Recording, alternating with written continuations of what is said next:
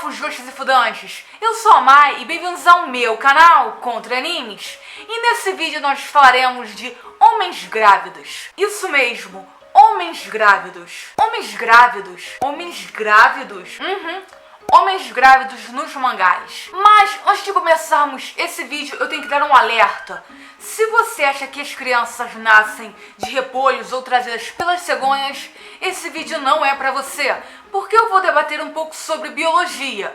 Não biologia na prática, mas a biologia desse universo, porque é bem explicada.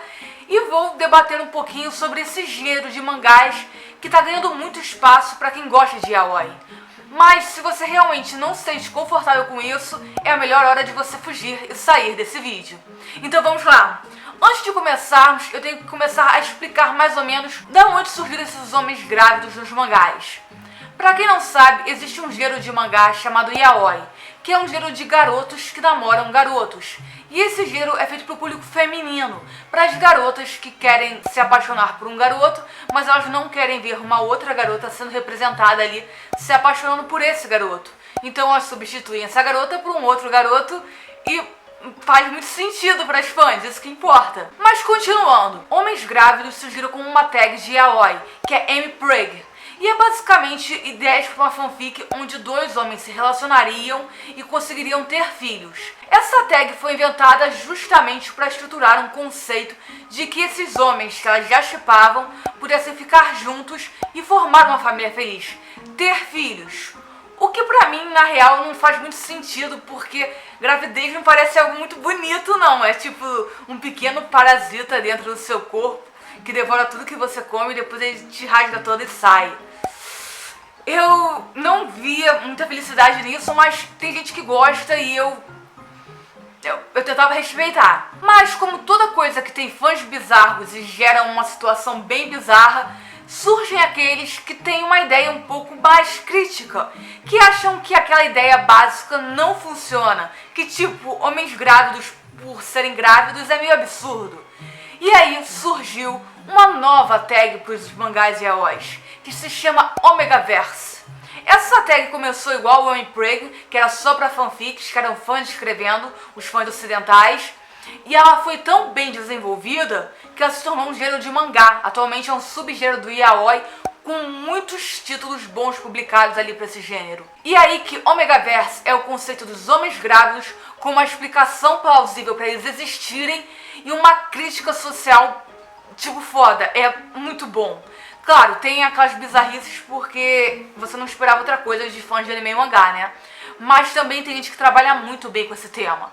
E eu vou falar justamente aqui nesse vídeo sobre o Omegaverse. Eu acho bom começar explicando que o Omegaverse não trabalha com o nosso universo, mas com um universo totalmente diferente. Que esse universo não existem apenas homens ou mulheres, mas sim três gêneros distintos, que são o alfa, o beta e o ômega. Em cada um desses gêneros existem mulheres e homens, mas a biologia deles é definida por esses três gêneros principais. Ou seja, você pode ter uma aparência masculina e ser um ômega, assim como você pode ter uma aparência feminina e também ser um ômega. É indiferente, a aparência é o de menos. O que importa é em qual desses três você vai ser classificado. Isso tem uma estrutura social toda por trás e uma estrutura biológica. Nesses gêneros, cada um tem uma função diferente na sociedade e tem um papel diferente. Por exemplo, os alfas são 10% da população e são considerados a elite, o grupo mais importante, o mais forte e o mais tudo. Os alfas normalmente têm características físicas mais imponentes, ou seja, são mais fortes, mais bonitos, e eles também têm muito mais capacidade de aprender e executar ações. Eles são tipo aqueles gênios bonitos, maravilhosos, que só existem nos mangás e não na vida real, porque a vida é assim. E o grande diferencial dos alfas é que eles têm os genes diferentes. Os dois genes deles são dominantes, ou seja, eles têm alguma característica que predomina sobre os outros genes. É mais ou menos como biologia normal. Por exemplo, olhos castanhos são dominantes e olhos azuis são recessivos. Se você misturar os dois, a chance de nascer castanho é muito maior do que nascer azul. E mais do que isso, os olhos castanhos se adaptam melhor à luz do que os olhos azuis, porque eles são mais fortes. E é basicamente isso. Todos os alfas têm aqueles genes mais fortes. Eles são os mais imponentes. E, consequentemente, por terem genes melhores, eles são classificados como a elite da sociedade e conseguem os melhores empregos, as melhores funções. Os líderes de todos os lugares são alfas. Mas não parando por aí, tem um pequeno probleminha biológico nos alfas que diferencia eles de todos os outros. Os alfas não podem ter filhos. Os alfas podem apenas fecundar os outros gêneros e fazer que eles tenham filhos. Ou seja, todas aquelas fraquezas que as pessoas têm naturalmente na hora de ter um filho, que são aquela fragilidade da gravidez, nenhum alfa, sendo mulher ou homem, passa por isso. Eles têm apenas a chance de fecundar os outros. E um dos pontos que também destaca os alfas é que toda vez que eles têm uma relação, a chance de fecundar e gerar uma criança é 100%. Ou seja, sempre que eles tiverem uma relação com alguém e não se precaverem, a chance de gerar um bebê é certa, vai nascer um bebê dali. E tem toda uma explicação biológica com órgãos e tudo desenhado, explicado, mas eu não vou explicar tudo nesse vídeo, senão vai ficar muito longo. Mas quem pesquisar é bem interessante, porque realmente tem uma razão para eles serem assim. O segundo gênero são os betas, que representam 80% da população. E os betas são exatamente como nós. Ou seja, as mulheres podem ter filhos, os homens podem fecundar o outro gênero.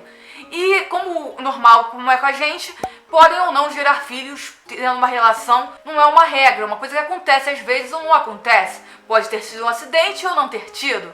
Então é uma coisa realmente mais natural, como seria conosco. Mas como também tem esse negócio de ser aleatório, eles têm um gene recessivo e dominante. Ou seja, eles podem nascer muito fortes, com características assim superiores, ou podem nascer muito frágeis, com características inferiores. Ou seja, o cara pode nascer bonito, pode nascer inteligente, pode nascer resistente, com boa saúde, assim como pode nascer também fraco, com a saúde péssima, burrinho. É algo aleatório, é uma roleta, não tem como definir como vai ser a criança. E o terceiro gênero e último são os ômegas, o que dá um nome a esse universo, que representa apenas 2% da população e tem os genes recessivos. Ou seja, as piores características físicas estão com os ômegas. Eles são automaticamente os mais fracos, os mais burros, os mais com aparência assim, mais mirradinha, sabe? Aquele coisa pequenininha, insignificante.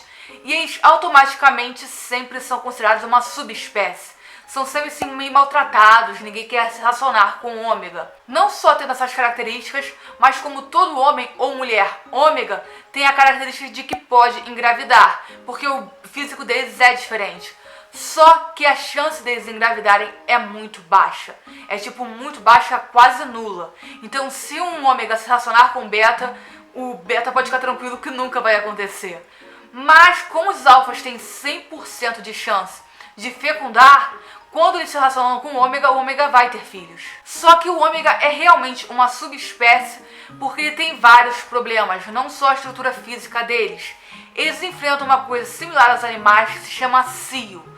Ou seja, em um determinado período, eles acabam ficando vulneráveis e prontos para acasalar. E quando eu digo vulneráveis, é tipo estatelados no chão e dizendo acasalem comigo. É bizarro? É bizarro sim. Eu não gosto muito desse detalhe no Omegaverso não. Mas tem gente que gosta de trabalhar com isso. E durante esse cio, eles acabam liberando um feromônio, que é um odor que acaba atraindo pessoas para fecundá-los. Os betas não sentem muito bem esse cheiro, mas os alfas sentem e acabam ficando loucos, igual o seu cachorro quando vê a sua cadelinha da vizinha no cio. E eles se tornam até agressivos, querendo copular com os ômegas. É uma coisa assim bem animal, né? E durante esse acasalamento, que muitas vezes é forçado porque os ômegas não têm força para reagir, eles podem se tornar escravos e submissos ao alfa. Caso o alfa morda o pescoço deles, eles automaticamente ficam com uma marca daquele alfa ali. E eles nunca mais vão poder se relacionar com nenhuma outra pessoa, não vão conseguir biologicamente, por culpa daquela marca. Eles basicamente viram escravos.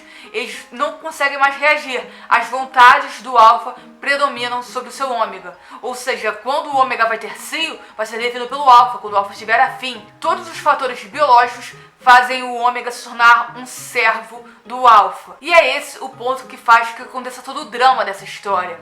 Porque os ômegas não podem escolher o parceiro. Se ele é mordido, ele está marcado. E fica dessa forma para sempre.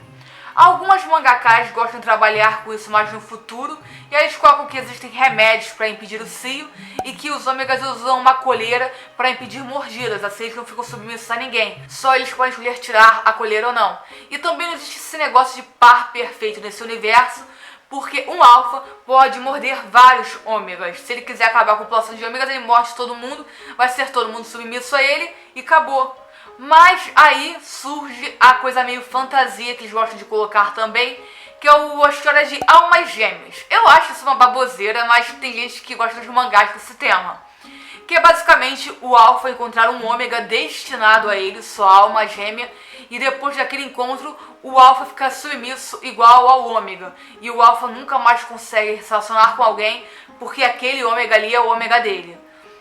Tipo, biologicamente não tem explicação nenhuma no Ômega Verse. As pessoas colocam mais pra o alfa não ser aquele filho da mãe que pega geral. É mais pra fazer o alfa ficar fiel e bonzinho depois de ter sido um garanhão canalha. Igual os filmes dos anos 70, que era aquele cara bad boy que pegava todo mundo, aí conhece a mocinha, se apaixona por ela e no final casa tudo perfeito. Nem parece que passava o rodo em geral, né? Mas aí você deve estar se perguntando, cara, eles inventam um universo inteiro só pra fazer um homem poder ficar grávido e submisso a outro homem? Essas fangirls de yaoi são doidas. E eu também pensava isso, apesar de eu ser meio uma fangirl louca, eu achava que esse universo passava dos limites. Eles criavam muita coisa só pra justificar a gravidez de um homem e criar aquela estrutura de família feliz, de que um homem casa com outro, um cuida do lar, tem filhos e tipo essa baboseira toda. Mas é que eu comecei a ler mangás do Ômega Verse. E eu vou ser sincera, mais da metade é essa estrutura boba de que um vai virar submisso, é alma gêmea. Falam nesse universo que a alma gêmea é raríssimo, que parece lenda urbana, mas acontece em quase todos os títulos desse gênero. Só que o grande ponto que eu achei forte, que eu achei muito bom, é que algumas autoras falam assim, que se dane, cara, quem quer saber de relacionamento? Vou trabalhar com o drama que existe nesse universo. E é esse o ponto que me deixou, ai meu Deus, eu tenho que ler mais dessa porcaria. Sério, imagina que você tá numa sociedade, que você nasceu com um gênero e automaticamente você se tornou mais fraco, se tornou vulnerável e todo mundo te trata como lixo.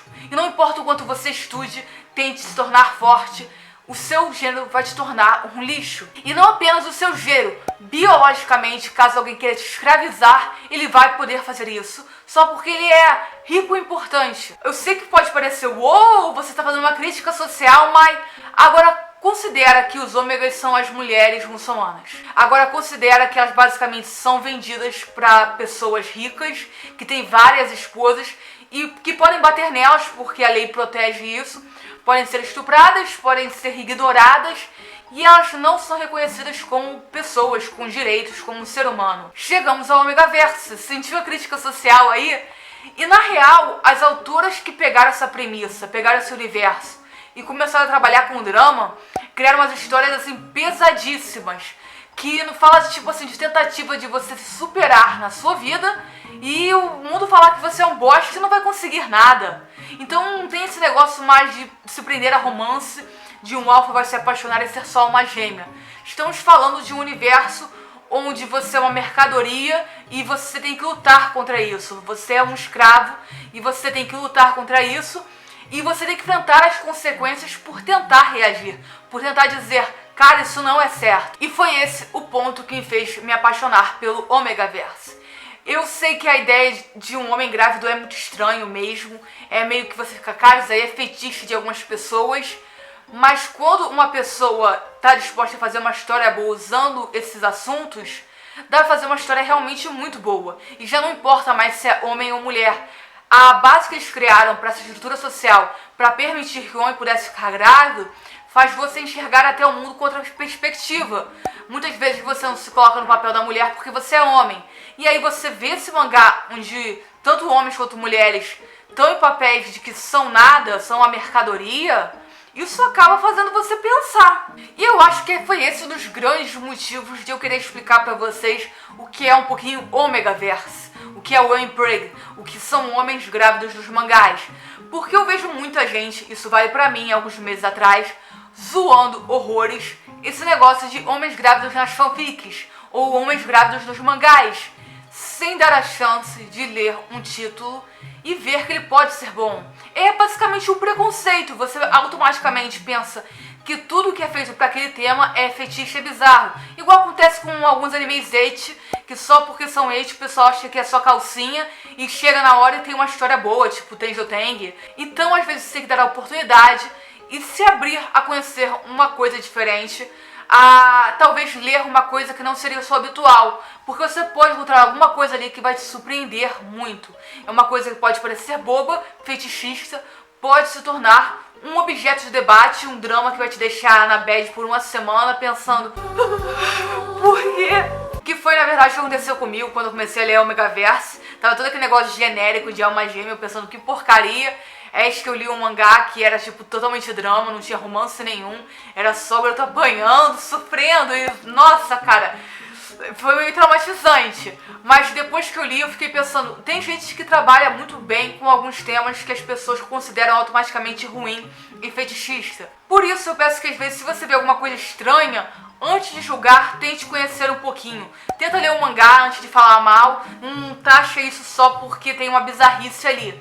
Que às vezes o cara gosta de trabalhar com bizarrice, mas ele é foda em fazer uma boa história, porque ele desenha super bem e ele sabe criar um clima que te deixa devastado. E isso vale pra qualquer coisa, pra chips, pra mangás, pra animes, pra jogos. Às vezes de um tema que você acha ruim, tem um ou dois títulos que pode se destacar e você pode achar muito bom. E é isso, esse foi o nosso vídeo. Se você gostou desse vídeo, deixe seu gostei. Se você não gostou, deixe seu não gostei. Se inscreva no canal para ver mais vídeos. Até o próximo vídeo. Já, né?